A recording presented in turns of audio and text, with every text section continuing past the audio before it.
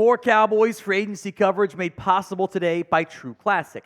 25% off when you go to trueclassic.com/chatsports for polos like this and a whole lot more. So with day one winding down for Cowboys free agency, I wanted to go through the losses that the Cowboys sustained, what the comp pick setup might look like, and if Dallas will pursue Aaron Jones in free agency. So first up, Tony Pollard is a Titan. 3-year, $24 million deal for the Cowboys' former starting running back, more than I would have liked to pay him. I will also point out that the guaranteed money has not yet been reported, so keep that in mind. Dorance Armstrong, a 3-year deal worth up to $45 million, actually 3 years, $33 million base salary. So big differences there. Not as bad as $345 would have been, still a lot of money. And Tyler Biadasz, a 3-year, $30 million deal. So $10 million per year as Dan Quinn poaches 2 former Cowboys, and probably not done yet.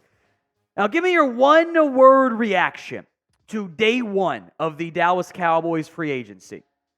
Is it good, bad, angry, vacation? More on that in a minute. Sound off in the comment section. Now, I will preface this by saying that I wouldn't have done any of those individual moves for the Cowboys. I wouldn't have paid Tony Pollard $8 million. I wouldn't have given Dorance Armstrong $11 million. I wouldn't have given Tyler Biadasz $10 million. I think that's overpays for all 3 guys. However, that doesn't mean I'm not frustrated by the current status of what's going on with the Cowboys.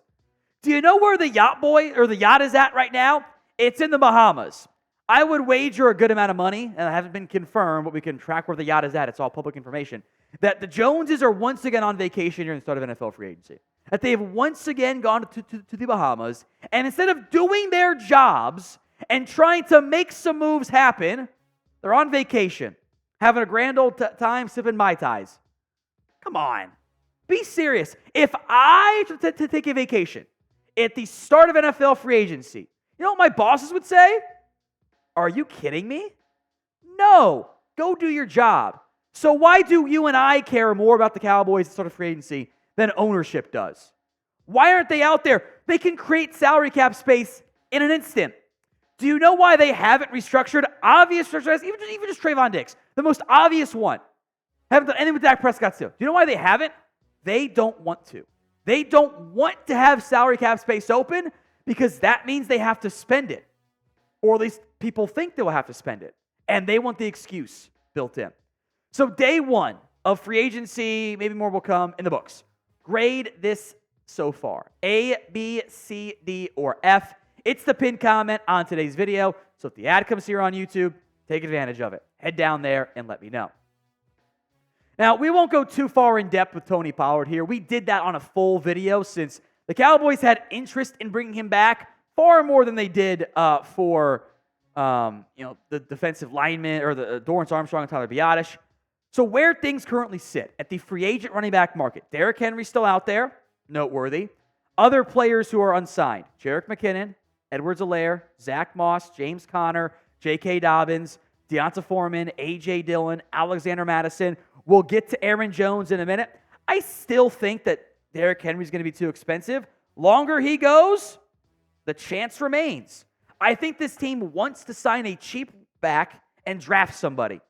Braylon Allen, Will Shipley, Ray Davis, Jalen Wright, Audric Estime. I think they would like, to go down that path. Will they? Will they find the right value? Maybe. But the running back market is still oversaturated. We'll see if Joe Mixon joins that group or not. He might get cut by the Bengals. Get to Aaron Jones momentarily. I'm not panicking on the lack of a running back. But I am disappointed by the lack of a signing, period. Today's show is made possible by True Classic. 25% off when you go over to trueclassic.com/chatsports to get a polo like the one I'm wearing today. All of True Classic shirts, the polos, the crew necks, etc., activewear, it's made to accentuate the places the eye goes first. Tighter in the arms and chest, the perfect amount of room in your midsection, which I need. The best part of it is True Classic sells their premium products in packs to help you save. Get started with 2 or 3 pack today and feel the difference for yourself. True Classic has head-to-toe smart workwear for all the ways you do your 9 to 5, whether it's hybrid, work from home, whatever your situation is. True Classic has something for you guys. It is my go-to gift for Father's Day, for birthdays, for my father-in-law and my dad, because they love it. They love all kinds of the gear. I bought them the puffer jacket for Christmas. I bought them T-shirts for Father's Day. I'll buy them polos again. My father-in-law loves the shorts. I got him too. The cargo, not the cargo shorts, the like golf shorts. He loves them. Get trueclassic.com/chatsports. Links in the comments and the description of today's show. trueclassic.com/chatsports. 25% off. Again, link will be in the comments and the description of today's show. Now, as part of the massive move that the Green Bay Packers made to make room for Josh Jacobs, they have released Aaron Jones. And I am very intrigued by this potential move. Now, the medical red flags that exist for Aaron Jones are there. I am anxious about, okay, how are you going to make all that work? Are you going to deal with him having missed time last year? But this is still a very productive back. His numbers fell off. His 4.6 yards per carry match his career low. That's still a career low of 4.6. That's really good. It's better than Derrick Henry. That's better than Josh Jacobs, who just got a bag in Green Bay. So my guess here is that the range the Cowboys want to operate is still going to be in the under $5, maybe $6 million range. So does Aaron Jones come into that price tag? Maybe. Maybe not. Maybe they find something a little bit cheaper. And then they go that route. Maybe Jones gets more money elsewhere. But this team has to have running back help. They wanted to bring back Pollard. The money was too expensive for them. They chose not to. So be it. I wouldn't have paid him $8 million either. But you can't enter the draft with Rico Dowdle, back or not, Deuce Vaughn, Malik Davis, fullback/hybrid Hunter Lipke, and Snoop Connor. So they got to go out and make some movement happen at the running back spot. So do you want to sign Aaron Jones?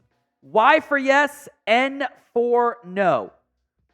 Sound off. I am down to sign Aaron Jones. I think there are other options you can pursue as well. But for a former Cowboy fan, we grew up a Cowboys fan, of course, and a back who's torched you before, doesn't impact your comp pick formula, I think that certainly makes some sense. The other 2 losses to the Commanders, I don't think they're done yet, by the way, was one Tyler Biadasz. Now, 3 years, $30 million is quite a bit of money for a good but not great starting center who I wanted to upgrade on anyway. So this is where the current free agency market sits at center. Biadasz off the board. Lloyd Cushenberry off the board as well. I think we'll spell Commanders right for tomorrow, by the way. Not a big deal. It's the commies. We don't give them any respect anyway. Top guys, Connor Williams, Bradley Bozeman, Evan Brown's got ties, Coleman Shelton. Not a great group. Not a great group of players. To a certain extent, there's a couple guys I think would be upgrades over Brock Hoffman. In a dream, the impossible world, I'd love to draft a center early and somehow figure out left tackle in the same process. That is not going to be easy to do. Can I get Jackson Powers Johnson in round 1? Pittsburgh and Miami have center concerns. They're in front of you. Zach Frazier. Does he go round 1 or round 2 or in between your 2 picks? Graham Barton. Is he at Duke? Cedric Van Pran. Is he an option? Tanner Bordellini, does he end up going from that perspective? Center's an option. I will also make note here, by the way, quickly, comp pick updates. Biadasz is going to count for a 5, in theory. Dorance Armstrong will count for a 5. More on him in a little bit. Tony Pollard right now is right at the 5-6 cutoff. And that could/will change. It's all fluid, but looking at 2 mid-day 3 picks there. Let's move to Dorance Armstrong. here with where things sit on that front. A 3-year deal worth up to $45 million. That actual number is going to be more like 333 with where things currently sit at this stage. I am very intrigued to see what the Cowboys end up doing along the defensive end market. We'll go to that depth chart there. Danico Autry off the board. I don't think they're going to try to invest big in a veteran, maybe a cheap guy. This is where things sit. You have top 3 if you trust Sam Williams, which they may or may not trust Sam Williams. That's kind of a red flag for me. Micah and Tank Lawrence aren't going anywhere. Excuse me. Dante Fowler, I assume he's still a Commander. We'll see what happens there. Junior Fehoko / Chauncey Golston. You could survive with those 4 guys, but I don't think you'd be thriving. I think you'd like to get somebody else in there, but we'll have to kind of wait and see on that front. So name a free agent who you guys want to sign. Any player, any position, drop that name for me in the comments section. By the way, we plan on going live tomorrow, so make sure your notifications are set to all.